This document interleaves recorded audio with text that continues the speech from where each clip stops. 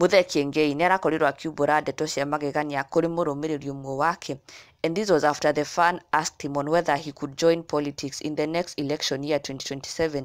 Na Kengei responded with a hint, akiuga ati the discussion is on, and he even gave the location, or rather the place where he might be running for, akiuga Kinangop. And this is exactly what the fan had asked him. Githee ona harĩa nĩ ũngenagia nĩ kũrũmbũiya society. 2027 uga nĩ kũ, Nyandarua kana Naikuru?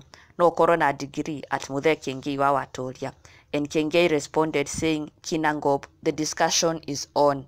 And of course, this did not go unnoticed by his fans and followers. Nĩ marakorirwo makiona comment ĩyo ya Muthee Kengei na mareyumirie na njĩra nene to show their support, na kũrĩ onao matanaiyũkia ũndũ ũcio makiuga they are okay with Kengei as a comedian and presenter but not in politics. Matingĩenda akorwo akĩingĩra ũteti-inĩ. But in overall there were mixed reactions, with some supporting na angĩ makĩregana.